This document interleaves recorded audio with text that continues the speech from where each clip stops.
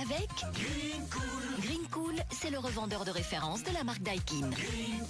Des climatisations qui rafraîchissent en été et chauffent en hiver. Avec Green Cool, pas de soucis, nous nous déplaçons partout, dans les provinces de Liège, Namur et Luxembourg. Nous installons, entretenons et dépannons vos installations de réfrigération, climatisation et pompe à chaleur grâce à nos techniciens certifiés et éco-responsables. 080 77 13 27. Impact FM, l'inforégion avec Olivier Tomezzoli. Près de 3500 véhicules contrôlés par la police et les douanes sur la route du Luxembourg ce dernier week-end. Forte mobilisation des policiers de la zone Stade-Malmedy pour le Grand Prix de Formule 1. Des policiers qui connaissent le terrain, eux, avec un plan alternatif pour les parkings en cas de forte pluie et les conseils aux riverains pour ce long week-end qui se profile. Et le SPW appelle à la prudence concernant les sangliers et la peste porcine africaine alors que des foyers ont été détectés pas très loin de la frontière allemande. Mardi 15 juillet, le développement des titres de l'info de l'arrondissement en présentation, Olivier Tomezzoli. Bonjour à tous et on commence avec une page fait divers et tout d'abord cet incendie vendredi après-midi à Saint-Vite en cause un micro-ondes défectueux. Les pompiers ont heureusement pu éteindre le sinistre rapidement et limiter ainsi les dégâts.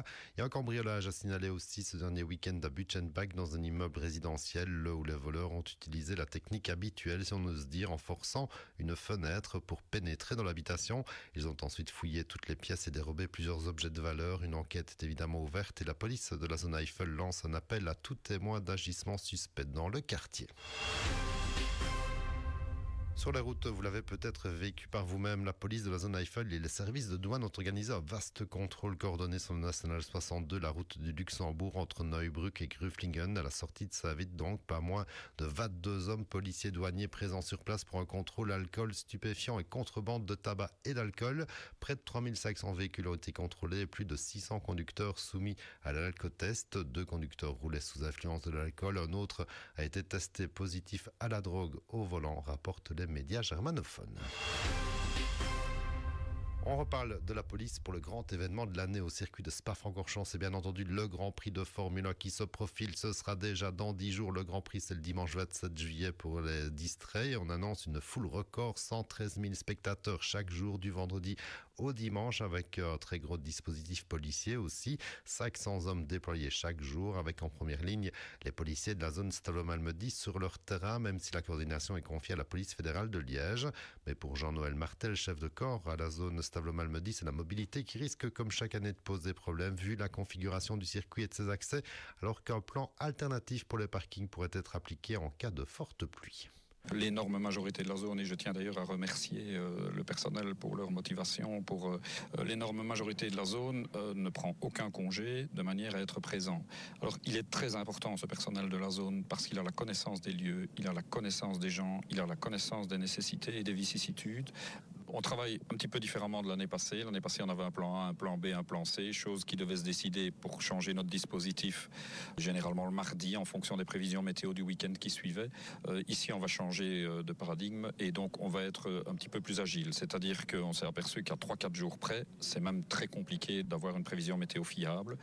Et donc, on va pouvoir effectivement adapter notre dispositif jusque quelques heures avant, de manière à mettre des policiers à d'autres routes, de manière à bloquer des routes qui étaient initialement par beau temps praticables et qui ne le sont plus. On prévoit le stationnement en cas d'urgence sur la haute levée, sur la route de Malchamps et sur des nationales. Le but étant effectivement que les spectateurs soient à l'heure au circuit. Et il y aura des bouchons, c'est inévitable, et en espérant que la pluie ne vienne pas non plus gâcher tout cela. Et comme chaque année, les riverains sont aussi appelés à faire preuve de patience pendant ces 3 longues journées qui se profilent. Je sais que ce n'est pas facile quand on est riverain en Francorchamps, parfois de vouloir aller, mais comme je l'expliquais tout à l'heure, il y a des policiers qui connaissent pas du tout la région, à qui on leur a dit il faut laisser les gens aller tout droit obligatoirement, ils vont laisser les gens aller tout droit obligatoirement et ils ne permettront pas d'aller à gauche ou à droite, même si le riverain le souhaite. Alors les cartes riverains permettent normalement d'y accéder. Les policiers ont reçu comme injonction de laisser les riverains accéder où ils veulent, sauf quand une route est sans interdit, évidemment. Donc, en principe, les problèmes devraient être minimes. Mais il est impossible, dans une circulation de près de 40 000 voitures, d'avoir zéro problème. Donc oui, je demande aux riverains d'être un petit peu conciliants et les quelques-uns qui auraient un petit souci, d'être un petit peu conciliants. C'est un week-end exceptionnel et puis si maintenant il y a vraiment un gros souci, qu'ils n'hésitent pas à nous revenir par la suite à la zone de police et on essaiera de voir ce qui n'a pas été.